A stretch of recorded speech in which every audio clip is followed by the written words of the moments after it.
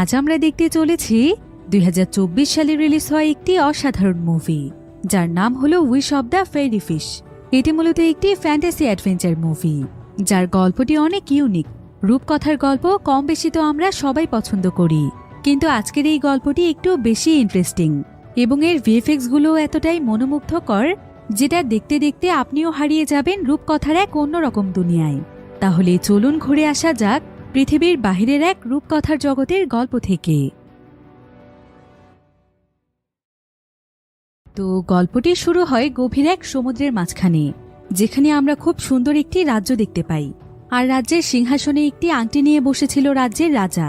সেখানে তার একটি গুপ্তচর ব্যাংকে বলছিল, আমি যে মাছটিকে বিয়ে করতে চেয়েছিলাম সে কোথায় গিয়েছে। ব্যাংকটি তখন তাকে জানায় যে অনেক খোঁজাখুঁজি করেও তার কোনো খোঁজ পাওয়া যায়নি। একথা শুনে রাজা অনেক রেগে যায়, আর সে ব্যাংকটিকে তার কাছে টেনে নিয়ে বলে যে যত তাড়াতাড়ি সম্ভব মাছটিকে খুঁজে বের করতে। এরপর আমরা রুসের একটি ছোট্ট দ্বীপকে দেখতে পাই, যেখানে বহু বছর পুরনো একজন কামারের বাড়ি ছিল। আর সেই বাড়ির মধ্যেই আমরা ইওয়ান নামক একটি ছেলেকে দেখতে পাই, যে কিনা তার বিছানায় ঘুমোচ্ছিল। কিন্তু এমন সময় সেখানে ছোট্ট একটি কুকুর এসে তাকে ঘুম থেকে উঠিয়ে দেয়। ইওয়ান আসলে খুবই সহজ সরল একটি ছেলে ছিল, এমনকি সে অনেক বোকা প্রকৃতির ছিল। তো ইওয়ান যখন ফ্রেশ হয়ে বাইরে যাচ্ছিল, ঠিক তখনই তার বাবা তাকে ডাকে। তার বাবা আসলে অন্ধ ছিল। তো সে এখানে ইওয়ানকে বলে, অনেক তো বড় হয়েছ, এখন অন্তত তোমার কামারের কাজ শিখে নেওয়া উচিত। তাছাড়া আমারও এখন বয়স হয়েছে, যে কোনো সময় আমি মারা যেতে পারি। আর আমি মারা যাওয়ার পর তুমি তখন কি করবে? ইওয়ান তখন তাকে বলে, তুমি কোনো চিন্তা করো না বাবা, খুব অল্প সময়ের মধ্যেই আমি সমস্ত কাজগুলো শিখে নেব। তার বাবা তখন তাকে রান্না করার জন্য মাছ ধরে নিয়ে আসতে বলে। ইওয়ান সঙ্গে সঙ্গে খুশি মনে মাছ ধরতে চলে যায়, কারণ মাছ ধরা ছিল তার অনেক পছন্দের একটি কাজ। তাই ইওয়ান তখন তার সঙ্গে করে একটি বালতি এবং বড়শি নিয়ে মাছ ধরার জন্য বেরিয়ে পড়ে। সে তাদের বাড়ি থেকে কিছুটা দূরে অবস্থিত বরফে জমে থাকা একটি নদীর কাছে যায়, যেখানে মাছ ধরার মতো একটি জায়গা ছিল। তো ইওয়ান যখন মাছ ধরার জন্য সেখানে তার বড়শিটি দেয়, ঠিক তখনই সেই জায়গাটিতে অনেক জোরে জোরে বুদবুদ হতে থাকে। ইওয়ানিতে ভয় পেয়ে গিয়ে সেখান থেকে পালানোর চেষ্টা করছিল, কিন্তু এমন সময় দেখা যায় যে সেই মাছ ধরার জায়গাটি দিয়ে অনেক বিশাল আকৃতির পানির একটি স্রোত বেরিয়ে আসে, আর এটা সোজা ইওয়ানের উপর পড়ে। এমনকি এই স্রোতের সাথে ইওয়ানের বালতিতে একটি মাছও চলে আসে। মাছটিকে দেখে ইওয়ান অনেক খুশি হয়ে যায়, আর সে নিজে নিজেই বলতে থাকে, যাক ভালোই হলো, আজকে কোনো পরিশ্রম ছাড়াই খাবারের ব্যবস্থা হয়ে গেল। এরপর ইওয়ান মাছটিকে নিয়ে তার বাড়িতে ফিরে আসে, আর সে তাড়াতাড়ি করে মাছটিকে রান্না করার জন্য লাকড়িতে আগুন দিতে থাকে এবং বলতে থাকে যে আজকে খুব সুন্দরভাবে মাছটিকে রান্না করব। কিন্তু এমন সময় সেই মাছটি বলে ওঠে, ও আচ্ছা তাই নাকি, তুমি আমাকে কিভাবে রান্না করবে শুনি? একথা শুনে ইওয়ান যেন তার নিজের কানকেই বিশ্বাস করতে পারছিল না, কারণ একটি মাছ এভাবে কিভাবে কথা বলতে পারে। ইওয়ান তখন মাছটিকে বলে, এইমাত্র কি তুমি কথা বললে? একটি মাছ হয়ে তুমি কিভাবে কথা বলতে পারলে? মাছটি তখন তাকে বলে, আমি শুধু কথাই বলতে পারি না, বরং আমি আরো অনেক কিছু করতে পারি। তুমি যদি আমাকে আবারও নদীতে ছেড়ে দিয়ে আসো, তাহলে আমি তোমার যে কোনো 3টি ইচ্ছে পূরণ করব। একথা শুনে ইওয়ান বুঝতে পারে যে এটা হয়তো কোনো ম্যাজিক্যাল ফিশ, তাই সে অনেক খুশি হয়ে যায়। আর সে মাছটিকে বলে, তুমি একটু অপেক্ষা করো, আমি তোমাকে এক এক করে আমার 3টি ইচ্ছের কথা বলবো। এই বলে ইওয়ান বিছানায় শুয়ে পড়ে। আর সে শুয়ে শুয়ে এমনি এমনি বলে, আমার তো মাঝে মাঝে ইচ্ছে করে যে এভাবে আমি শুয়ে শুয়ে পুরো শহরে ঘুরে বেড়াই। ইওয়ানের কথা বলতে বলতে সেখানে ঘটে যায় অবাক করা একটি ঘটনা। ইওয়ান দেখতে পায় যে হঠাৎ করেই তার পুরো ঘরটি হাওয়ায় ভাসতে শুরু করেছে। সে এতে কিছুটা ঘাবড়ে যায়, আর সে মাছটিকে বলে, এসব কি হচ্ছে? মাছটি তখন তাকে বলে, কি আবার হবে, তোমার প্রথম ইচ্ছেটি পূরণ হচ্ছে। তুমি না বললে যে তুমি ঘরে শুয়ে পুরো শহর ঘুরতে চাও? ইওয়ান তখন বলে, এটা তো আমি এমনি এমনি বলেছি, এটা আমার কোনো ইচ্ছেই ছিল না। তবে মাছটি তখন তাকে বলে, এখন এসব বলে লাভ নেই, আমি ইচ্ছের কথা বলার পরপরই তুমি এই কথাটি বলেছ, তাই এটাই এখন তোমার প্রথম ইচ্ছে হিসেবে গণ্য হবে। এবার সেখানে দেখা যায় ইওয়ানের বিছানাটি তাকে নিয়ে একটি গাড়ির মতো করে বাহিরে চলে আসে, আর এই বিছানাটি তখন তাকে পুরো শহরটি ঘুরিয়ে ঘুরিয়ে দেখাতে থাকে। মাছটি তাকে বলে, যেহেতু তুমি বলেছ তুমি শুয়ে শুয়ে পুরো শহর ঘুরতে চাও, তাই এই বিছানাটি এখন তোমাকে ঘোরাবে। তবে এসব কিছু দেখে ইওয়ান তো নিজের চোখেই বিশ্বাস করতে পারছিল না, কারণ তার বিছানাটি সত্যি সত্যি একটি গাড়িতে রূপান্তরিত হয়েছে। এখন এই বিছানায় করে যখন সে সমস্ত জায়গাতে ঘুরছিল, তখন শীতকাল এবং বাতাসের কারণে তার পুরো শরীর কাঁপছিল। তাই সে এখানে হঠাৎ করেই বলে ফেলে, কতই না ভালো হতো যদি এখানে ঠান্ডা এবং বরফ না থাকতো। তো ইউয়ানের একথা বলতে বলতেই দেখা যায় যে দেখতে দেখতে আশেপাশে সমস্ত বরফগুলো গায়েব হয়ে যাচ্ছে এবং বরফের নিচ থেকে সবুজ প্রকৃতি বেরিয়ে আসছে। এরপর দেখতে দেখতেই মুহূর্তের মধ্যেই সেখানে গরমকাল চলে আসছে, ফলে সমস্ত জায়গার বরফে একদম চলে যায়। এমনকি এখানকার যে নদীটি বরফে ঢেকেছিল সেটাও এখন একদম পুরোপুরিভাবে পরিষ্কার হয়ে যায়। আর এই নদীটি ইউয়ানের অনেক পছন্দের ছিল, তাই সে সেই নদীর কাছে থেমে সেখানে অনেক আনন্দ করছিল। এমন সময় মাছটি এখানে তাকে বলে, তোমার কিন্তু দুটো ইচ্ছেই পূরণ হয়ে গিয়েছে, এখন তোমার কাছে আর মাত্র একটি ইচ্ছে রয়েছে, তাই তোমার শেষ ইচ্ছেটি পূরণ হলেই আমি কিন্তু চলে যাব। ইউয়ান তখন কোনো কিছু না বলেই সেই মাছটিকে নিয়ে সামনের দিকে এগিয়ে যাচ্ছিল আর সে মাছটির সঙ্গে গল্প করছিল। তো সে এখানে মাছটিকে বলে, আসলে মানুষ আমাকে ঠিকই বলে যে আমি নাকি অনেক বোকা, আর আজকে আমি নিজে সেটার প্রমাণ পেয়েছি। শুধু শুধুই আমি আমার দুটো ইচ্ছেকে কিভাবে নষ্ট করে দিলাম দেখো। আমি চাইলে তোমার কাছে অনেক বড় কিছু চাইতে পারতাম। কিন্তু মাছটি তখন তাকে বলে, আসলে এক একজনের মনের ইচ্ছে এক এক রকম। কেউ কেউ একটি কুঁড়েঘর পেলেই যেন তার জীবনের সমস্ত স্বপ্ন সত্যি হয়ে যায়, আবার কেউ কেউ রাজপ্রাসাদ পেলেও খুশি হতে পারে না। তো তারা দুজন মিলে গল্প করতে করতে যখন আর একটু সামনের দিকে এগিয়ে যায় তখন তাদের সামনে হঠাৎ করে একদল ডাকাত চলে আসে আর তারা ইউয়ানকে বলে, তোমার কাছে যা কিছু আছে সবকিছু আমাদেরকে দিয়ে দাও। কিন্তু ইউয়ান তাদেরকে বলে যে তার কাছে টাকা পয়সা কিছুই নেই। ভিডিওর এই পর্যায়ে আপনাদেরকে এমন একটি অ্যাপ সম্পর্কে বলতে চাই যার নাম হচ্ছে 1xBet, যেটার অফিসিয়াল পার্টনার হচ্ছে পিএসজি। এই অ্যাপটির মাধ্যমে আপনারা যে কোনো ম্যাচের লাইভ এবং লাইভ ম্যাচের ফলাফল দেখতে পারবেন, সেই সাথে প্রতিটি ম্যাচের স্কোর অনুমান করে গেমও খেলতে পারবেন, যেমন কোন টিম জিতবে, কোন টিম কত রান করবে এবং কে সর্বোচ্চ স্কোর করবে ইত্যাদি। এছাড়াও এখানে বিভিন্ন ধরনের গেম রয়েছে, সেগুলো খেলেও আপনারা টাকা ইনকাম করতে পারবেন। সেই সাথে আরও রয়েছে বিএমডাব্লিউ গাড়ি, ল্যাপটপ, আইফোন এবং আরও অনেক নগদ পুরস্কার। আর ভিডিওর নিচে থাকা আমার প্রোমোকোড KEYAW ব্যবহার করলে প্রথম ডিপোজিটেই পেয়ে যাবেন 30,000 টাকা পর্যন্ত নগদ বোনাস। আর এই টাকাগুলো আপনারা চাইলে বিকাশ, নগদ এবং ব্যাংকের মাধ্যমে উইথড্র করতে পারবেন। তাহলে আর দেরি কিসের? পিন কমেন্টে দেওয়া লিঙ্কের মাধ্যমে রেজিস্ট্রেশন করুন এবং বোনাস পান। এটা শুধুমাত্র একটি অ্যাড ছিল। এই সমস্ত অ্যাপে টাকা ইনভেস্ট করার আগে একবার ভেবে নেবেন, কারণ এগুলোতে আর্থিক ক্ষতির সম্ভাবনা রয়েছে। তারা চাইলে তাকে তল্লাশি করে দেখতে পারে, কিন্তু ডাকাত দল যখন তার কাছে কোনো কিছুই পায় না তখন তারা ইউয়ানের কাছ থেকে তার সেই ম্যাজিক্যাল ফিশটিকে ছিনিয়ে নেয়। তারা মাছটিকে নিয়ে এখান থেকে চলেই যাচ্ছিল, কিন্তু ইউয়ান তখন সুযোগ বুঝে পেছন থেকে গিয়ে মাছটিকে নিয়ে নেয় আর সে দ্রুত সেখান থেকে পালিয়ে যাওয়ার চেষ্টা করে। তবে ডাকাত দল তাকে ধাওয়া করছিল, কিন্তু সে এখানে মাছটিকে বাঁচানোর জন্য তাড়াতাড়ি করে সেই নদীর কাছে এসে মাছটিকে নদীর মধ্যে ছেড়ে দেয়, যার ফলে ডাকাত দলের সবাই তার উপর অনেক রেগে যায়। তাই তারা তখন তাকে একটি গাছের সঙ্গে উল্টো করে ঝুলিয়ে দিয়ে চলে যায়। তবে কিছুক্ষণ পরেই সেখানে খুব সুন্দর একটি মেয়ে চলে আসে আর মেয়েটি তখন ইউয়ানের রশিটি খুলে ইউয়ানকে গাছ থেকে নামায়। ইউয়ান তখন মেয়েটির কাছে তার পরিচয় জানতে চায়। মেয়েটি তখন তাকে বলে, তুমি কিছুক্ষণ আগে যেই মাছটিকে নদীতে ফেলে দিয়ে এসেছো, আমি হলাম সেই মাছটি। ইউয়ানও এখানে মেয়েটির গায়ে থাকা একটি চকমকে স্কার্ফ দেখে বুঝতে পারে যেই মেয়েটি আসলে সত্য কথাই বলছে।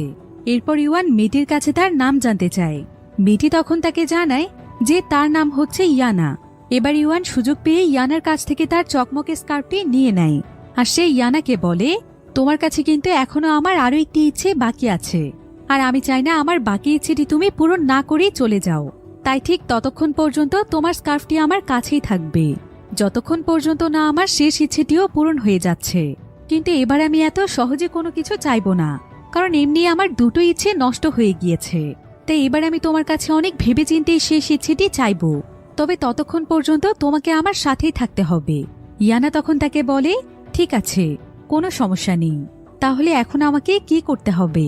ইউয়ান তখন তাকে বলে, তোমাকে আমি বেশি অপেক্ষা করাতে চাই না, তাই আমার শেষ ইচ্ছেটি তোমাকে বলেই দিচ্ছি। আমার আসলে ছোটবেলা থেকেই অনেক ইচ্ছে যে আমি রুশের রাজা জারের মেয়েকে বিয়ে করব, যে কিনা বর্তমানে রুশের রাজকুমারী। ইয়ানা তখন তাকে বলে, ও আচ্ছা, এটাই তাহলে তোমার শেষ ইচ্ছে? ইউয়ান বলে, না, এটা আমার তোমার কাছে চাওয়া কোনো ইচ্ছে নয়। আমি চাই না কোনো জাদুর মাধ্যমে রাজকুমারীকে বিয়ে করতে। তাকে বিয়ে করতে সবকিছুর জন্য চেষ্টা করব আমি, তুমি শুধুমাত্র আমার পাশে থাকবে। ইয়ানা তখন বলে, ঠিক আছে, আমি যতটুকু সম্ভব তোমাকে সাহায্য করার চেষ্টা করব। অন্যদিকে আমরা সেই রুশের রাজা জারের রাজ্য দেখতে পাই, যেখানে রাজপ্রাসাদের মধ্যে রাজকুমারী বসেছিল। রাজকুমারীর নাম হচ্ছে নেন্সি। তো এমন সময় নেন্সির কাছে তার একজন দাসী আসে, আর নেন্সি রাজকুমারীকে জানায় যে রাজপ্রাসাদে আজকে ইংল্যান্ডের রাজদূত আসছে। যেটা শুনে নেন্সি প্রচন্ড রকমের খুশি হয়ে যায়, কারণ সে সবসময় একজন ইংরেজকে বিয়ে করতে চাইতো। আর যদি এই রাজদূতের মাধ্যমে তার বিয়ের ব্যবস্থাটা হয়ে যায়, তাই সে দ্রুত খাওয়া দাওয়া করে সুন্দরভাবে সেজেগুজে একটি জায়গাতে বসে থাকে। কিন্তু নেন্সির বাবা যার ইংরেজদেরকে মোটেও পছন্দ করত না, আর সে কোনোভাবেই চাইতো না যে তার মেয়ে একজন ইংরেজকে বিয়ে করুক। তো কিছুক্ষণের মধ্যেই রাজ্যে ইংল্যান্ডের সেই রাজদূত চলে আসে। আর এই রাজদূত আসলে চাইছিল যে যেভাবেই হোক রাজার মন জয় করে তার মেয়ের বিয়ের ব্যাপারে কথা বলতে। তো রাজদূত এখানে এসেই নেন্সিকে খুব সুন্দর একটি ছাতা দেয়, যেটা কিনা ছিল ইংল্যান্ডের একটি বিশেষ ধরনের ছাতা। আর এই ছাতাটি পেয়ে তো নেন্সি অনেক খুশি হয়ে যায়। কিন্তু এই বিষয়টি রাজা জারের কাছে মোটেও ভালো লাগে না। সে তখন সেই রাজদূতের কাছে এসে বলে, ইংরেজরা যেখানে যায় সেখানে শুধু লুট করার ধান্দায় থাকে, তো তুমি এখানে কোন ধান্দায় এসেছো শুনি? রাজদূত তখন তাকে বলে, আরে না না মহারাজ, এসব আপনি কি বলছেন? আমি তো শুধুমাত্র আপনার একটু খোঁজ খবর নিতে এসেছি। আপনার এখনো আমাদের ইংরেজদের প্রতি ভুল ধারণা রয়েছে। তবে কোনো চিন্তা নেই, আমি আপনার জন্য এমন একটি উপহার নিয়ে এসেছি যেটা দেখলে আমাদের প্রতি আপনার ধারণাই বদলে যাবে। অন্যদিকে আমরা ইয়ানা এবং ইউয়ানকেও দেখতে পাই, তারা দুজন মিলে রাজা রুশের রাজ্যে চলে এসেছে। এদিকে আবার রাজদূত এখানে জারকে একটি মেশিন দেখায়, আর সে রাজা জারকে বলে, এটা হচ্ছে আমাদের ইংল্যান্ডের একটি অত্যাধুনিক মেশিন। এটা স্পেশালি শুধুমাত্র আমি আপনার জন্যই নিয়ে এসেছি। আর এই মেশিনটির বিশেষত্ব হচ্ছে এই মেশিনটিতে অটোমেটিকভাবে গান বাজবে। আসলে এই সময়টা ছিল বর্তমান থেকে অনেক আগের একটি সময়, তাই কোনো মেশিনের মাধ্যমে গান বাজাটা ছিল খুবই অবাক করা একটি বিষয়। তো রাজদূত এখানে রাজাকে দেখায় যে কিভাবে একটি বাটন প্রেস করলে মেশিনটির ভেতরে গান বাজে। আসলে এই মেশিনটির পুরোটাই ছিল রাজদূতের চালাকি। সে আসলে মেশিনটির মধ্যে তার একজন লোককে বসিয়ে রেখেছিল, আর যখনই সে বাহির থেকে মেশিনটির বাটন প্রেস করে, তখনই সে ব্যক্তি ভেতরে বসেই তার মুখ দিয়ে মিউজিক বাজাতে শুরু করে। তবে মেশিনের মধ্যে এভাবে মিউজিক বাজতে দেখে রাজা জার সহ সবাই একদম অবাক হয়ে যায়। তারা কেউই রাজদূতের চালাকি একদমই বুঝতে পারে না। তো রাজদূত যখন রাজাকে এই মেশিনটির মাধ্যমে মিউজিক বাজিয়ে দেখাচ্ছিল, ঠিক এমন সময় সেখানকার একটি দেয়ালের পেছনে ইয়ানা এবং ইউয়ান চলে আসে, আর তারা দেয়ালের অপর প্রান্ত থেকে রাজদূতের এমন কর্মকাণ্ডগুলো দেখছিল। এদিকে যদিও রাজা মেশিনটি দেখে অনেক অবাক হয়েছিল, কিন্তু তারপরও সে রাজদূতের উপর মোটেও ইমপ্রেস হয় না। বরং সে রেগে গিয়ে রাজদূতকে বলে, এই সমস্ত উল্টোপাল্টা মেশিন দিয়ে তুমি আমাকে কি বোঝাতে চাইছো? আমাদের এই সমস্ত মেশিনের কোনো প্রয়োজন নেই, তাই তুমি এখন এখান থেকে যেতে পারো। কিন্তু রাজকুমারী নেন্সি এখানে রাজদূতের উপর অনেক ইমপ্রেস হয়ে যায়, আর সে এখন রাজদূতকেই বিয়ে করতে চাইছিল। এমনকি তার আচরণেই প্রকাশ পাচ্ছিল যে সে আসলে রাজদূতকে কতটা পছন্দ করেছে। তাই রাজদূত এখানে নেন্সির হাত ধরে একটি চুমু দেয়, আর এটা দেখে তো রাজার আরও ভীষণ রাগ হচ্ছিল। কিন্তু সম্মানের খাতিরে সে তাকে তেমন কিছুই বলে না। তবে ঠিক এমন সময় সেখানে দৌড়তে দৌড়তে ইউয়ান চলে আসে, আর ইউয়ান এখানে রাজদূতের মেশিনটি সরিয়ে রাজাকে বলে, শুধুমাত্র একটি মেশিন দেখে রাজকুমারীকে ইংরেজদের কাছে বিয়ে না দেয়াই ভালো, কারণ তাদের এবং আমাদের ভাষা সংস্কৃতি সবকিছু একদম আলাদা। তাই বিয়ের পরে নানা ধরনের সমস্যা দেখা দিতে পারে। এজন্য নিজের জাতির মধ্যে বিয়ে দেওয়াটাই ভালো। যারা ইংরেজ তারা ইংরেজদেরকে বিয়ে করবে, আর যারা রাশিয়ান তারা রাশিয়ানকে বিয়ে করবে। তবে রাজকুমারী নেন্সি যদি শুধুমাত্র এই মেশিনটির জন্যই বিয়ে করতে চায়, তাহলে আমি নিজে তার জন্য এমন একটি মেশিনের ব্যবস্থা করে নিয়ে আসব। এসব কথা শুনে রাজা জার অনেক খুশি হয়ে যায়, কারণ সে এমনিতেও ইংরেজদেরকে পছন্দ করে না। তাই সে এমন একটি কারণ খুঁজছিল যেটার মাধ্যমে সে তার মেয়েকে আটকাতে পারে এবং এই রাজদূতকেও এখান থেকে বিদায় করতে পারে। তো সে এখানে ইউয়ানকে বলে, ঠিক আছে, তোমার কথায় আমি রাজি হলাম। যদিও আমি জানি এমন মেশিন রাজদূত ছাড়া কেউই আনতে পারবে না, তারপরও আমি তোমাকে একটি সুযোগ দিচ্ছি। যদি তুমি কোনোভাবে এমন একটি মেশিন আনতে পারো, তাহলে তুমি যা চাইবে আমি তাই দেব। ইউয়ান তখন তাকে বলে, আসলে আমি তেমন ঘুরিয়ে পেঁচিয়ে কথা বলতে পারি না, তাই আমি আমার মনের ইচ্ছেটি আপনাকে সরাসরি জানিয়ে দিতে চাই। যদি আমি কোনোভাবে এমন একটি মেশিন আনতে পারি, তাহলে আপনি কি আপনার মেয়ে নেন্সিকে আমার সঙ্গে বিয়ে দেবেন? রাজা জার তখন বলে, আমি জানি তুমি পারবে না, তবে যদি সত্যিই আনতে পারো তাহলে তুমি যা চাও তাই হবে। কিন্তু রাজার এমন কথা শুনে রাজকুমারী তো একদম অবাক হয়ে যায়, কারণ সে তো এটা ভাবতেই পারছে না যে তার বাবা কিভাবে তাকে এমন একটি ছেলের সঙ্গে বিয়ে দিতে চাইছে। তাছাড়া সে এখন মন থেকে এই ইংরেজকে বিয়ে করতে চাইছিল, তাই এই বিষয়টি নেন্সি কোনোভাবেই মানতে চাইছিল না। তবে রাজা এখানে তার লোকদেরকে বলে, যে ইউয়ানকে নতুন জামা এবং জুতো এনে দিতে, কারণ ইউয়ান যেহেতু অনেক গরিব ছিল তাই তার পোশাক আশাক খুব একটা ভালো ছিল না। এমনকি সে কোনো জুতো তো পরেনি, বরং সে একজোড়া ছেঁড়া মোজা পরেছিল। তো ইউয়ান এবার সোজা ইয়ানার কাছে আসে, আর সে ইয়ানাকে বলে যে তার এখন এমন একটি যন্ত্রের প্রয়োজন যেটার ভেতরে অটোমেটিক মিউজিক বাজবে, আর সে চায় ইয়ানা তাকে এই যন্ত্রটি খুঁজতে সাহায্য করুক। কিন্তু ইয়ানা তাকে বলে, তুমি যে যন্ত্রের কথা বলছো এরকম একটি যন্ত্র আছে, কিন্তু সেটা অনেক দূরের একটি গভীর জঙ্গলে অবস্থিত, আর সেটা রয়েছে অদ্ভুত একটি বিড়ালের কাছে, যার কাছ থেকে সেই যন্ত্রটি আনা অনেক কঠিন একটি ব্যাপার। আজ পর্যন্ত যতজন মানুষই এই কাজটি করতে গিয়েছে তারা কেউই সেখান থেকে আর জীবিত ফেরেনি। ইউয়ান জিজ্ঞাসা করে সেটা কেন, আর সেখানে কি ধরনের ঝুঁকি রয়েছে। ইয়ানা তখন তাকে বলে, আসলে সেই জঙ্গলের মধ্যে যন্ত্রটি আনতে যেই মানুষই যায় তাদের যাওয়ার পরেই বিড়ালটি সেখানে সেই যন্ত্রটি বাজিয়ে দেয়। আর সবচাইতে ভয়ানক ব্যাপার হচ্ছে, যন্ত্রটির মধ্যে যদি কোনো খুশির গান বাজে তাহলে মানুষেরা সেখানে ততক্ষণ পর্যন্ত নাচতে থাকে যতক্ষণ না সে ক্লান্ত হয়ে সেখানে শুয়ে পড়ছে, আর মানুষ ক্লান্ত হওয়ার পরে সেই বিড়াল তাকে খেয়ে নেয়। তবে যদি সেই যন্ত্রের মধ্যে কোনো দুঃখের গান বাজে তাহলে মানুষ তখন কাঁদতে কাঁদতে সেখানে ঘুমিয়ে পড়ে, আর ঘুমিয়ে পড়ার পরেও বিড়ালটি তাকে খেয়ে নেয়। আর মূলত এ কারণেই কোনো মানুষই সেখান থেকে ফিরে আসতে পারে না। এসব কথা শুনে ইউয়ান তখন বলে, তাহলে তো সেখানে গেলে জীবনের অনেক ঝুঁকি রয়েছে, কিন্তু তারপরও রাজকুমারীকে পাওয়ার জন্য আমি এই ঝুঁকি নিতে চাই। আর আমার বিশ্বাস যে তুমি আমার পাশে থাকলে অবশ্যই আমি এই কাজটি করতে পারবো। ইয়ানা তখন বলে, যেহেতু এখনো আমি তোমার শেষ ইচ্ছেটি পূরণ করতে পারিনি, তাই এখন তুমি যেটা চাইবে সেটাই হবে। এরপর ইয়ানা এবং ইউয়ান পুরোপুরিভাবে প্রস্তুত হয়ে তাদের যাত্রায় বেরিয়ে পড়ে। তারা একের পর এক অনেক ঝুঁকিপূর্ণ এবং দুর্গম কিছু রাস্তা পার হতে থাকে, ফলে দেখতে দেখতেই সন্ধে নেমে আসে। আর এক পর্যায়ে তারা পৌঁছে যায় সেই জঙ্গলটির সামনে, যেটার গভীরে সেই যন্ত্রটি রয়েছে। এবার জঙ্গলের সামনে এসে ইয়ানা ইউয়ানকে বলে, এখন এই জঙ্গলের ভেতরে তোমাকে একাই যেতে হবে। আমার পক্ষে যতটুকু সম্ভব তোমাকে সাহায্য করার চেষ্টা করেছি, কিন্তু আমি এর বেশি রাস্তা তোমার সঙ্গে যেতে পারবো না। ইউয়ান তখন তাকে বলে, কোনো সমস্যা নেই, আমি একাই এখান থেকে যেতে পারবো। এই বলে ইউয়ান ইয়ানার কাছ থেকে বিদায় নিয়ে জঙ্গলের ভেতরে চলে আসে। তবে কিছুটা ভেতরে আসার পর সে দেখতে পায় যে আশেপাশের খুবই ভয়ানক অবস্থা, চারিদিকে শুধুমাত্র মৃত মানুষের কঙ্কাল পড়ে আছে। এসব কিছু দেখে ইউয়ান কিছুটা ঘাবড়ে যায়। তবে ঠিক এমন সময় সে সেখানে সেই বিড়ালটির আওয়াজ শুনতে পায়। বিড়ালটি এখানে তাকে বলে, তোমার আশেপাশে যে সমস্ত কঙ্কাল পড়ে থাকতে দেখছো, এই সমস্ত কঙ্কালগুলো হচ্ছে সেই সমস্ত মানুষদের কঙ্কাল যারা কিনা আমার এই বাদ্যযন্ত্রটি নিতে এসেছে। এখানে এসে আজ পর্যন্ত কেউই আমার কাছ থেকে জীবিত ফিরতে পারেনি। তো তুমিও কি আমার এই বাদ্যযন্ত্রটি নিতে এসেছো? ইউয়ান বলে, হ্যাঁ।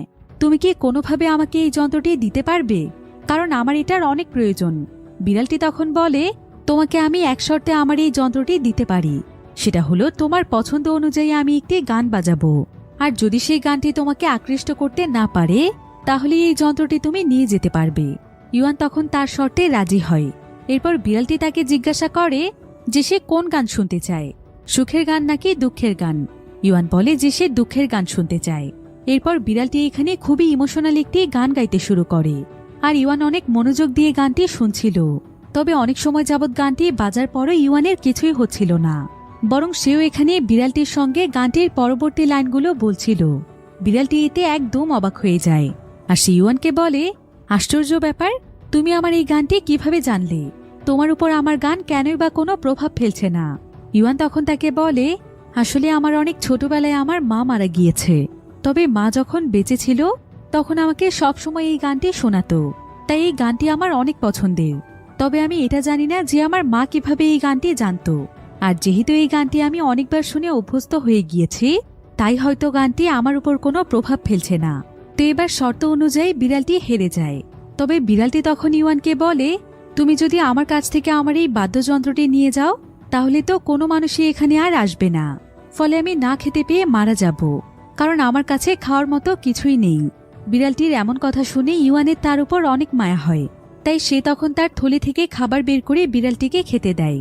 আর খাবারগুলো পেয়ে বিড়ালটি অনেক খুশি হয়ে যায় এবং সে বুঝতে পারে যে ইউয়ান আসলে অনেক ভালো মনের একজন মানুষ। তাই সে ইউয়ানকে বলে, তুমি আমার এই যন্ত্রটি নিয়ে যেতে পারো, তবে তুমি কি আমাকে তোমার বন্ধু বানাবে? এই যন্ত্রটি নিয়ে যাওয়ার পর আমার কাছে খাওয়ার মতো কিছুই থাকবে না, তাই আমি চাই তুমি আমাকেও তোমার সঙ্গে নিয়ে যাও। আমি যতটুকু সম্ভব তোমার বিপদে আপদে তোমার পাশে থাকব। অন্যদিকে আমরা ইয়ানাকে দেখতে পাই। ইয়ানা একটি নদীর কিনারায় বসে ইউয়ানের জন্য অপেক্ষা করছিল। কিন্তু ঠিক এমন সময় সেখানে সেই গুপ্তচর ব্যাংকটি চলে আসে, যাকে কিনা সমুদ্রের নিচের রাজ্যের সেই রাজা পাঠিয়েছে, যাতে করে সে তার সঙ্গে করে ইয়ানাকে নিয়ে যেতে পারে। কারণ আসলে ইয়ানার সঙ্গেই তার বিয়ে হওয়ার কথা ছিল। তো ব্যাংকটি এখানে ইয়ানাকে বলে, তুমি এখানে বসে আছো আর মৎস্য রাজা তোমাকে প্রত্যেকটি জায়গাতে খুঁজে বেড়াচ্ছে, তাই তাড়াতাড়ি এখন আমার সঙ্গে চলো আর মৎস্য রাজাকে বিয়ে করো। কিন্তু এ কথা শুনে ইয়ানা একদম রেগে যায় আর সে ব্যাংকটিকে বলে, তুমি মৎস্য রাজাকে গিয়ে পরিষ্কারভাবে জানিয়ে দাও যে আমি কোনোভাবেই তাকে বিয়ে করব না। এদিকে ততক্ষণে সেখানে ইউয়ান সেই বিড়াল এবং বাদ্যযন্ত্রটি নিয়ে চলে এসেছিল আর সেই ইয়ানার সমস্ত কথা আড়ালে দাঁড়িয়ে শুনছিল।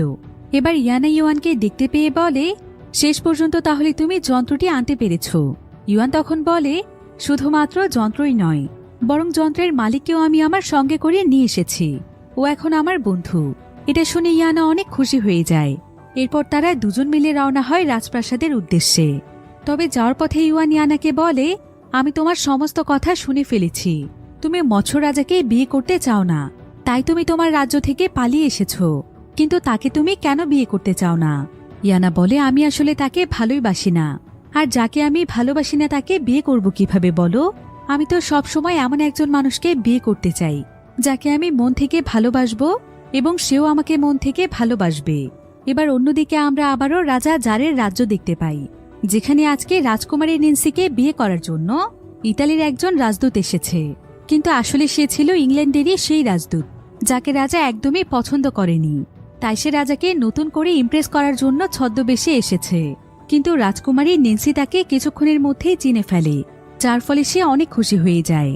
তবে ঠিক এমন সময় সেখানে ইউয়ান চলে আসে। সে তার সঙ্গে করে সেই বাদ্যযন্ত্র এবং বিড়ালটিকেও নিয়ে এসেছে।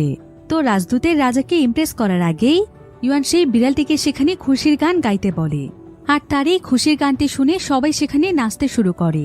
এখানকার প্রত্যেকটি মানুষই পুরোপুরিভাবে নিজেদের নিয়ন্ত্রণ হারিয়ে ফেলেছিল, কারণ এই গানটি ছিল এক ধরনের ম্যাজিক্যাল মিউজিক।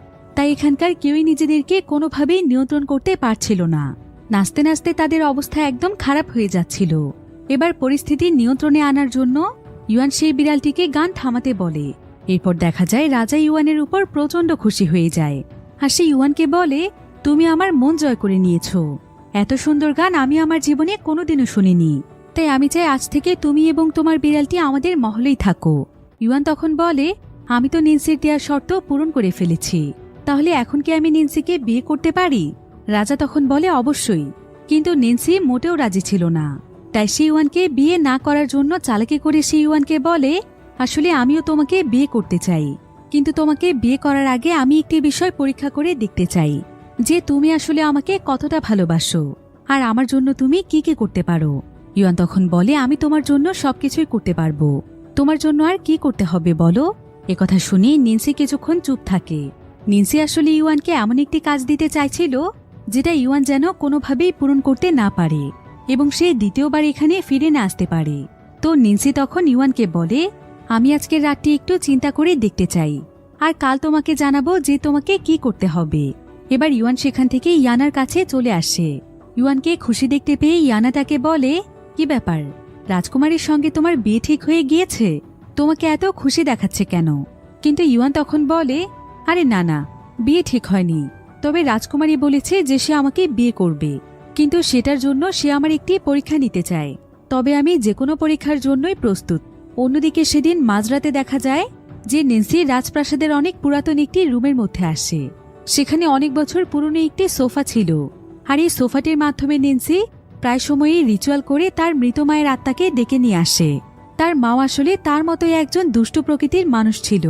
তাই নেন্সি তার মায়ের কাছে জানতে চায় যে সে কিভাবে ইউয়ানকে শায়েস্তা করবে, যাতে করে ইউয়ান কোনোভাবেই তার জীবনে আর ফিরে না আসে। তো সে এখানে তার মায়ের সঙ্গে একটি পরিকল্পনা করে যে সে রাজদূত রাজাকে ইমপ্রেস করার জন্য আজকেও তাকে এক ধরনের মেশিন দেখায়, যেটার মধ্যে সবজি দিলে সেটা অটোমেটিক কেটে যায় এবং যে কোনো ফল দিলে জুস আকারে বেরিয়ে আসে। তবে আজকেও রাজদূত মেশিনের মধ্যে তার একজন লোককে বসিয়ে রেখেছিল। এখন এই মেশিনটি দেখতে পেয়ে নেন্সি একদম ইমপ্রেস হয়ে যায়, আর সে তার বাবাকে বলে, আমি একটি শর্তে তোমার কথা মতো ইউয়ানকে বিয়ে করব। আমি চাই ইউয়ান আমার জন্য এমনই কিছু একটা জিনিস নিয়ে আসুক যেটার মাধ্যমে অটোমেটিকভাবে যে কোনো ধরনের খাবার তৈরি হয়ে যাবে। আর যদি সে এমন কিছু না আনতে পারে তাহলে আমি রাজদূতকেই বিয়ে করব।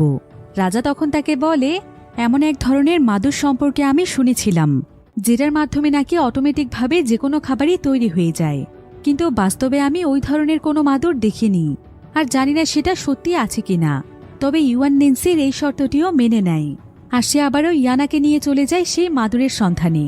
তবে যাওয়ার পথে ইয়ানা ইউয়ানকে জানায় যে সেই মাদুরটির ব্যাপারে সে জানে। আসলে সেই মাদুরটি রন এবং জন নামক দুজন ভাইয়ের কাছে রয়েছে। বহু বছর আগে তারা সেই মাদুরটি একটি জঙ্গলের মধ্যে খুঁজে পেয়েছিল, আর তারপর তারা দুই ভাই মিলে গহীন জঙ্গলে থাকতে শুরু করে, কারণ সেখানে তারা কোনো পরিশ্রম ছাড়াই সেই মাদুরটির মাধ্যমে যখন যা ইচ্ছে তাই খেতে পারত, আর তারা সারাদিনই শুধুমাত্র খেতেই থাকত, যার ফলে এক পর্যায়ে তাদের শরীর এতটাই মোটা হয়ে যায় যে এখন তারা ঠিকমতো চলাফেরাও করতে পারে না। এদিকে আবার পথ চলতে চলতে তারা দুজনই অনেক ক্লান্ত হয়ে পড়েছিল, তাই একটু বিশ্রাম নেওয়ার জন্য তারা একটি বৃদ্ধ দম্পতির বাড়িতে যায়। আর সেখানে গিয়ে তারা দেখতে পায় যে বৃদ্ধ দম্পতির সংসারে অর্থের অভাব থাকলেও তাদের দুজনের মধ্যে ভালোবাসার কোনো কমতি ছিল না। তারা আবার এখানে সুই সুতার মাধ্যমে কিছু একটা সেলাই করছিল। তো বিশ্রাম নিয়ে সেখান থেকে বেরিয়ে আসার পর ইয়ানা ইউয়ানকে বলে, তুমি সেখানে যেই সুই এবং সুতোটি দেখতে পেয়েছো, ভালোবাসাও ঠিক সেই সুই এবং সুতোর মতোই। দুজন মানুষ একে অপরকে ভালোবাসলে তাদের দুজনের সম্পর্কটিও সুই সুতোর মতোই হওয়া উচিত, কারণ সুই এবং সুতো একে অপরকে ছাড়া অসম্পূর্ণ। এবার গল্প করতে করতে তারা খুব সুন্দর একটি ক্ষেতের মধ্যে চলে আসে, যেটা দেখতে অনেক বেশি মনোমুগ্ধকর ছিল। এবার তারা একটি পাহাড়ি এলাকার সামনে চলে এসেছিল, যেখানে জন এবং রন নামক সেই দুই ভাই থাকে। তারা এখানে তাদের সেই জাদুর মাদুরটির সাহায্যে মাদুরটির কাছে 56 রকমের খাবার খেতে চায়। ফলে সঙ্গে সঙ্গে মাদুরটির উপর সমস্ত খাবার প্রস্তুত হয়ে যায়, যেখানে শাকসবজি, ফলমূল, পোলাও কোরমা থেকে শুরু করে সবকিছুই ছিল। তবে ঠিক এমন সময় সেই দুই ভাইয়ের কাছে ইউয়ান আসে, আর ইউয়ান তাদের কাছে অনেক অনুরোধ করে সেই মাদুরটি চায়, কিন্তু তারা দুই ভাই এতে অনেক রেগে যায়, আর তারা ইউয়ানকে একটি নারকেল দিয়ে আঘাত করে অজ্ঞান করে দেয়। ফলে তাড়াতাড়ি করে সেখানে ইয়ানা চলে আসে। এরপর ইয়ানা এখানে সেই দুই ভাইকে বলে, এখানে যেই পানিটি আছে সেই পানিতে তোমরা দুই ভাই একবার তাকাও। এরপর তারা দুই ভাই যখন সেই পানির মধ্যে তাকায়, তখন তারা নিজেদের চেহারা দেখে একদম চমকে যায়।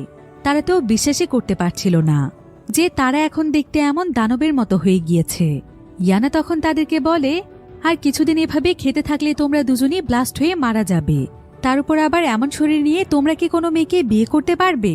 একথা শুনে তারা দুই ভাই অনেক দুশ্চিন্তায় পড়ে যায়। আর তারা ইয়ানাকে বলে, আমরা তো এমন ছিলাম না, এখন আগের মতো হওয়ার জন্য আমরা কি করতে পারি? ইয়ানা তখন তাদেরকে বলে, তোমাদের এই অবস্থায় এই মাদুরটির জন্যই হয়েছে, কারণ এটার জন্যই তোমরা অলস হয়ে গিয়েছ। ফলে বসে বসে খেতে খেতেই তোমাদের এই অবস্থা হয়েছে। তাই সর্বপ্রথম তোমাদেরকে এই মাদুরটি ফেলে দিতে হবে। তারা দুই ভাই তখন ইয়ানাকে বলে, তুমি তাহলে এই মাদুরটি নিয়ে যাও। যে মাদুর আমাদের মৃত্যু ডেকে আনছে সেই মাদুর আমাদের লাগবে না।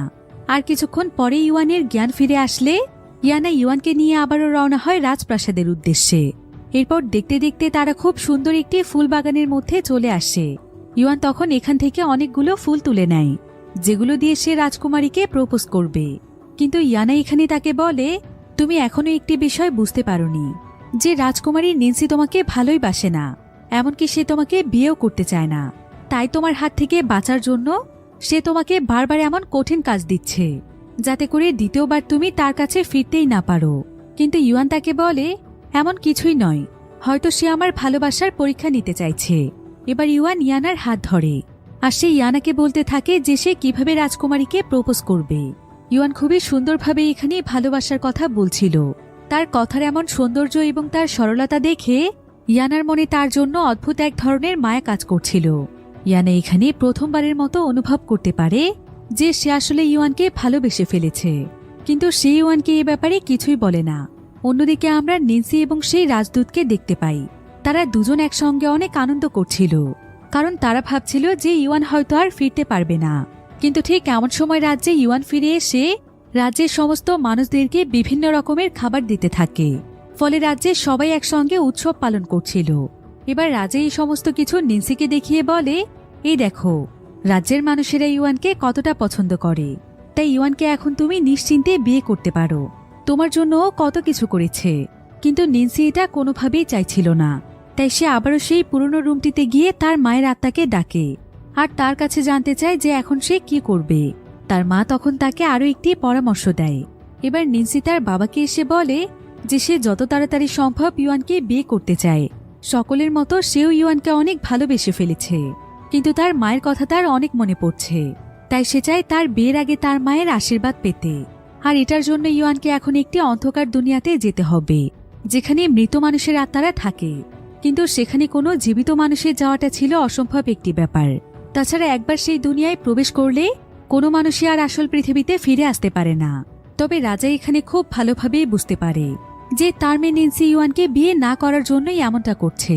সে বারবার ইউয়ানকে বিপদের দিকে ঠেলে দিচ্ছে, কিন্তু ইউয়ান এখানে আবারও তার কথায় রাজি হয়ে যায়। সে তার জন্য এই কঠিন কাজটিও করতে চায়।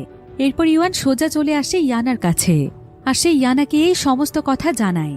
ইয়ানা তখন বলে, তোমার সেই জায়গাতে যাওয়া মানে মৃত্যুকে ডেকে নিয়ে আসা, কারণ সেটা হচ্ছে একটি পৃথিবীর বাহিরের দুনিয়া। তবে ইউয়ান তখন বলে, তোমাকে এবার আমার সঙ্গে যেতে হবে না, আমি আর তোমাকে বিপদে ফেলতে চাই না। তুমি শুধু আমাকে বলে দাও যে সেখানে কিভাবে পৌঁছতে হবে। ইয়ানা তখন বলে, সেখানে পৌঁছতে হলে তোমাকে একটি কালো নদী পার করতে হবে, যেটা অনেক অন্ধকার এবং কালো ধোঁয়া দিয়ে ঘেরা, আর সেখানকার পদে পদে রয়েছে ভয়ানক বিপদ। তবে সেই নদীটি পার হওয়ার পরই তার সামনে একটি দরজা রয়েছে, আর সেই দরজার পেছনেই রয়েছে অন্ধকার দুনিয়া। তো ইউয়ান তখন ইয়ানাকে নিয়ে প্রথমেই তার বাবার সঙ্গে দেখা করতে চলে যায়, কারণ যদি সে সেই অন্ধকার দুনিয়া থেকে আর কোনোদিন ফিরে না আসতে পারে। তো এখানে ইউয়ানের বাবা যখন ইয়ানার আওয়াজ শোনে, তখন সে ইয়ানাকে বলে, তুমি কি আমার ছেলে ইউয়ানকে কোথাও দেখেছ? প্রায় কয়েকদিন হয়ে গেল আমার ছেলে বাড়িতে ফিরছে না। আমি কিছু দেখতেও না পাওয়ার কারণে তাকে খুঁজতেও যেতে পারছি না। আসলে আমার না অনেক দিনের ইচ্ছে যে আমি আমার সন্তানকে নিজের দুচোখ ভরে দেখব। এই পৃথিবীতে আমার ছেলেটা ছাড়া আমার আর কেউ নেই, কিন্তু আমি এটাই বুঝতে পারছি না যে আমার ছেলে আমাকে রেখে কোথায় চলে গিয়েছে। ইউয়ান তার বাবার এই সমস্ত কথা শুনে নিজের ভুল বুঝতে পারে যে কোনোভাবেই তার এভাবে তার বাবাকে ছেড়ে যাওয়াটা ঠিক হয়নি। তাই সে দ্রুত তার বাবার কাছে ছুটে আসে এবং তাকে জানায় যে সে অনেক বড় একটি কাজে যাচ্ছে। তাই তার বাবা যেন তার জন্য দোয়া করে, যাতে করে সে খুব শীঘ্রই তার কাছে ফিরে আসতে পারে। ইউয়ান এবার তার বাবার কাছ থেকে দোয়া নিয়ে ইয়ানার সঙ্গে বেরিয়ে পড়ে। তবে সে যাওয়ার পথে ইয়ানাকে বলে, আমার বাবা আমার জন্য অনেক কষ্ট করেছে। সে অন্ধ হওয়ার পরও অনেক কষ্ট করে কামারের কাজ করেছে। আমি তো আমার দুটো ইচ্ছে এমনিই বরবাদ করে দিয়েছি। তবে এখন আমি আর এমনটা করব না। এখন তোমাকে আমার তৃতীয় ইচ্ছেটি জানানোর সময় হয়েছে। আমি চাই আমার বাবা যেন তার দৃষ্টিশক্তি ফিরে পায়। এটাই আমার শেষ ইচ্ছে। একথা বলার সঙ্গে সঙ্গেই দেখা যায় যে সত্যি সত্যি ইউয়ানের বাবার দৃষ্টিশক্তি ফিরে এসেছে। সে সবকিছু একদম পরিষ্কারভাবে দেখতে পাচ্ছে। অন্যদিকে ইয়ানা ইউয়ানকে সেই কালো নদীর কাছে নিয়ে এসেছে, যেখানে আবার একটি নৌকাও ছিল। তবে এখানে এসে ইউয়ান ইয়ানাকে বলে, তুমি আমার জন্য অনেক করেছো ইয়ানা, এমনকি তুমি আমার 3টি ইচ্ছেই পূরণ করে দিয়েছ। তাই এখন তুমি মুক্ত। এই বলে ইউয়ান ইয়ানাকে তার সেই চকমকে স্কার্ফটি ফিরিয়ে দেয় আর তাকে সেখান থেকে চলে যেতে বলে, কারণ বাকি পথটা সে একাই পার হতে চায়। কিন্তু ইয়ানা তখন সঙ্গে সঙ্গে নৌকাতে বসে বলে, তুমি হয়তো একটি বিষয় এখনো বুঝতে পারোনি ইউয়ান, সেটা হলো তোমার এবং আমার সম্পর্ক এখন আর উইশের মধ্যে নেই। আমাদের দুজনের সম্পর্ক এখন সেই সুই এবং সুতোর মতো, যেটা একে অপরকে ছাড়া কোনো কাজেরই না। তাই আমাকে ছাড়া তুমি তোমার সেই কঠিন সফর পাড়ি দিতে পারবে না। এজন্য ততক্ষণ পর্যন্ত আমি তোমাকে ছেড়ে কোথাও যাচ্ছি না, যতক্ষণ না তুমি তোমার কাজে সফল হয়ে যাচ্ছ। ইয়ানার কথা শুনে ইউয়ান অনেক খুশি হয়। এরপর তারা দুজন মিলে সেই নদীটি পার হতে থাকে। এক পর্যায়ে তারা অনেক অন্ধকার একটি জায়গাতে চলে আসে, যেখানকার চারিপাশে অনেক ভয়ানক ভয়ানক মূর্তি ছিল। তবে তারা দুজন মিলে এই সমস্ত কিছু পার করে একটি ঘাটে চলে আসে, আর সেখানকার একটি দরজা দিয়ে তারা ঢুকে যায় অন্ধকার দুনিয়াতে। তবে এমন সময় সেখানে ক্রিস্টাল নামক একজন ব্যক্তি চলে আসে, আর সে এখানে ইউয়ানকে দেখে বলে যে জীবিত ব্যক্তি আমাদের এই অন্ধকার দুনিয়াতে কিভাবে আসলো। আসলে ক্রিস্টাল ছিল এখানকার সংরক্ষক। এবার ইয়ানা এখানে তাকে বলে, ওর নাম ইউয়ান, ও আমার সঙ্গে এসেছে বাবা। এটা শুনে ইউয়ান একদম চমকে যায়, আর সে জানতে পারে যে ক্রিস্টাল হচ্ছে ইয়ানার বাবা, আর ইয়ানাকে সেই মাছের রূপে পৃথিবীতে পাঠিয়েছিল, যাতে করে ইয়ানা পৃথিবীর বিভিন্ন জায়গাতে ঘুরে ঘুরে তার জীবনে নানা বিষয়ে অভিজ্ঞতা অর্জন করতে পারে। তো এবার ইয়ানা এখানে তার বাবাকে জানায় যে সে এখানে রুসের রানীর সন্ধানে এসেছে, যে কিনা বহু বছর আগে মারা গিয়েছিল। তার বাবা তখন তাকে জানায় যে সে পৃথিবীতে অনেক স্বার্থপর এবং খারাপ একজন মানুষ ছিল। সে রাজার সমস্ত সম্পত্তি নিজের করে পেতে চেয়েছিল, এমনকি সে প্রজাদের উপরও অনেক অত্যাচার করত। তাই তার আত্মাকে এখানে আসার পর কঠিন শাস্তি দেওয়া হয়েছে। তাকে অনন্তকালের জন্য না খেয়ে থাকার শাস্তি দেয়া হয়েছে। এবার ক্রিস্টাল সেখানে রানীর আত্মাকে হাজির করে। এরপর ইওয়ান তার কাছে তার মেয়েকে বিয়ে করার জন্য অনুমতি চায়, কিন্তু রানী এতটাই অহংকারী ছিল যে সে ইওয়ানকে অনুমতি দেয় না। ইয়ানা তখন তার বাবাকেই কিছু একটা করতে বলে। ইয়ানার বাবা তখন সেখানে অনেক সুস্বাদু কিছু খাবার নিয়ে আসে, আর সে রানীকে বলে, তুমি অনন্তকাল ধরে না খেয়ে আছো, তাই নিশ্চয়ই তোমার খাবারের প্রয়োজন। যদি তুমি ইওয়ানের কথায় রাজি হয়ে যাও তাহলে তোমাকে এই সুস্বাদু খাবারগুলো দেয়া হবে। এখন খাবারের লোভে পড়ে রানী রাজি হয়ে যায়। অন্যদিকে আমরা রাজপ্রাসাদের একটি দৃশ্য দেখতে পাই, যেখানে মহলে সবাই মিলে খাবার খাচ্ছিল। তবে এমন সময় সেখানকার একটি ট্রের মধ্যে সেই দুষ্টু রানীর আত্মা দেখা দেয়, আর সে সবাইকে জানায় যে সেই বিয়েতে রাজি এবং সে তার মেয়ে নেন্সিকে ইওয়ানের হাতে তুলে দিতে চায়। একথা শুনে নেন্সি তো বিশ্বাসই করতে পারছিল না যে ইওয়ান এত কঠিন কাজটিকেও সম্পূর্ণ করে ফেলেছে। অন্যদিকে ইয়ানা তার বাবাকে ধন্যবাদ জানিয়ে তার কাছ থেকে বিদায় নেয়। এরপর সে ইওয়ানকে সঙ্গে নিয়ে সেই নৌকাতে চড়ে সেই কালো নদীটি পার হতে থাকে। আর মাঝ নদীতে এসে সে ইওয়ানকে বলে, তোমার সমস্ত কাজগুলো এখন সম্পন্ন হয়ে গিয়েছে, তাছাড়া এখান থেকে ফিরেই তুমি নেন্সিকে বিয়ে করবে। তবে তোমাকে একটি কথা জানাতে চাই, আমি তোমার কাছ থেকে চলে যাওয়ার পর আমার কোনো স্মৃতিই তোমার মনে থাকবে না, তাই আমাকে তোমার আর কখনো মনেও পড়বে না। তুমি আমাকে চিরদিনের মতো ভুলে যাবে, কিন্তু আমি তোমাকে সব সময় মনে রাখবো ইওয়ান। তবে ইওয়ান তখন তাকে বলে, তুমি আমার জন্য যা কিছু করেছো সেগুলো আমি কোনোদিনও ভুলবো না, আর তোমাকেও আমার সারা জীবন মনে থাকবে।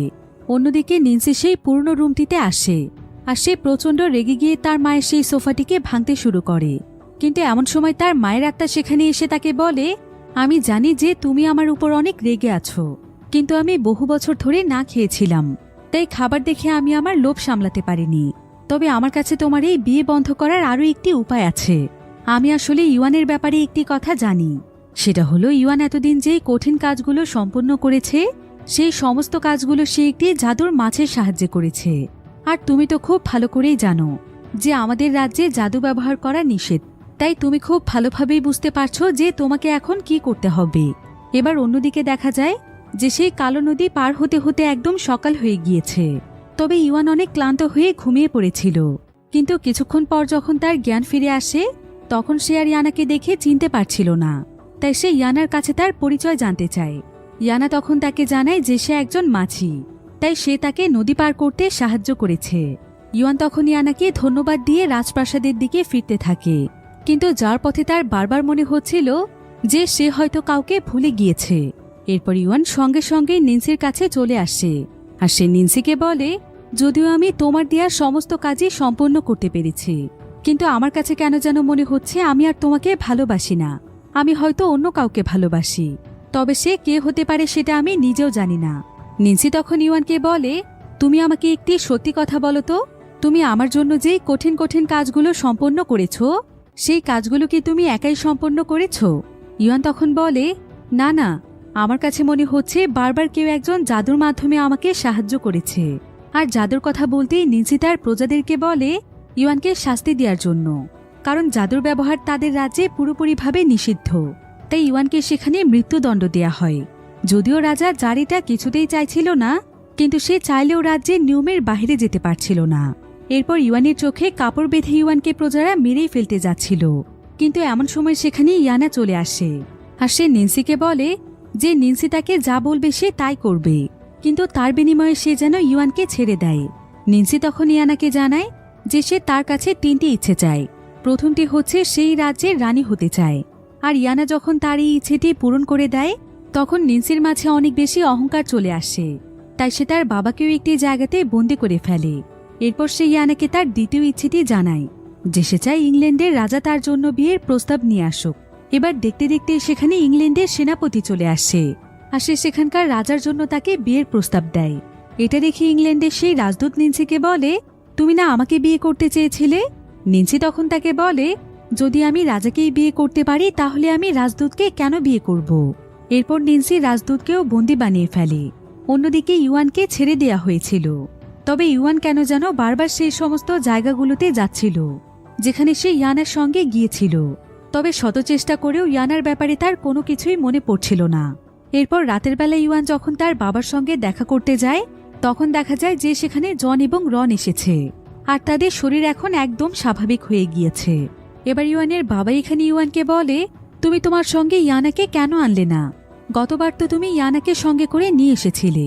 এমন সময় আবার ইউয়ানের রনের হাতে থাকা একটি সুই সুতার দিকে চোখ যায়, আর এটা দেখে তার ইয়ানার সমস্ত কথা মনে পড়তে থাকে। কিছুক্ষণের মধ্যে ইয়ানার সমস্ত স্মৃতি তার মনে পড়ে যায়। এমনকি ইয়ানা তাকে সুই সুতার ব্যাপারে যে কথাটি বলেছিল সেটাও তার মুহূর্তের মধ্যেই মনে পড়ে। তাই সে সঙ্গে সঙ্গেই চলে যায় তার ভালোবাসাকে ফিরিয়ে আনতে। তবে তার পিছু পিছু তার বাবা, রন এবং জনও যায়। তারা তাদের সঙ্গে করে অনেক মজবুত একটি গাড়ি নিয়ে এসেছিল। তাই সঙ্গে সঙ্গেই তারা তাদের সেই গাড়িটি নিয়ে সোজা মহলের দরজা ভেঙে ভেতরে চলে যায়। এদিকে ইউয়ান ইয়ানাকে দেখতে পেয়ে বলে, তুমি আমাকে ক্ষমা করে দাও ইয়ানা, আমার সবকিছু মনে পড়ে গিয়েছে। প্রথমে আমি তোমার ভালোবাসা বুঝিনি, কিন্তু এখন আমি সব বুঝতে পেরেছি। আমিও তোমাকে অনেক ভালোবাসি, তাই আমি তোমাকে ফিরিয়ে নিয়ে যেতে এসেছি। এরপর ইউয়ান নিন্সিকে গিয়ে বলে, তুমি ইয়ানাকে ছেড়ে দাও, তা না হলে আমি তোমাকে ছাড়ব না। কিন্তু নিন্সি অনেক লোভী ছিল, তাই সে ইয়ানার কাছে তার তৃতীয় ইচ্ছেটি বলে। সে বলে যে সে তার মতো একটি জাদুর মাছ হতে চায়। ইয়ানাও তখন সঙ্গে সঙ্গেই তাকে একটি মাছে পরিণত করে দেয়। কিন্তু নিন্সি যখন এখানে তার জাদু প্রয়োগ করে ইউয়ানকে মারতে চাইছিল, তখন সে কোনোভাবেই কোনো জাদুর ব্যবহার করতে পারছিল না। এমনকি সে মাছ থেকে মানুষও হতে পারছিল না। ইয়ানা তখন নিন্সিকে বলে যে জাদুর প্রয়োগ শুধুমাত্র তারাই করতে পারবে, যাদের ভেতরে জন্ম থেকে এই পাওয়ারটি রয়েছে। কোনো সাধারণ মানুষ এমনটা করতে পারবে না। এবার এমন সময় দেখা যায় যে সেখানকার একটি কুয়োর মধ্য থেকে অনবরত পানি বের হতে থাকে, আর কিছুক্ষণের মধ্যেই সেখান থেকে বেরিয়ে আসে সেই মৎস্য রাজা। সে আসলে ইয়ানাকে খুঁজতে এসেছে। তবে সে যখন এখানে নিন্সিকে দেখতে পায়, তখন সে ভাবছিল যে এটাই হয়তো সেই জাদুর মাছ যাকে সে বিয়ে করতে চায়। তাই সে এখান থেকে নিন্সিকে নিয়ে চলে যায়, আর সে জোর করে তাকে বিয়ে করে তার রানী বানিয়ে ফেলে। অন্যদিকে নিন্সির হাত থেকে মুক্তি পেয়ে রাজ্যের সবাই অনেক খুশি হয়ে যায়, আর তারা সবাই মিলে সেখানে উৎসব পালন করতে থাকে। এমনকি রাজা জারকে মুক্ত করে আবারও রাজা বানিয়ে দেয়া হয়। এদিকে ইয়ানা এবং ইউয়ান একে অপরের কাছে নিজেদের ভালোবাসার কথা প্রকাশ করে রাজ্যের সকলের কাছ থেকে বিদায় নিয়ে চলে যায় নতুন এক জীবনের সন্ধানে। আর এখানেই এই সুন্দর গল্পটি শেষ হয়ে যায়।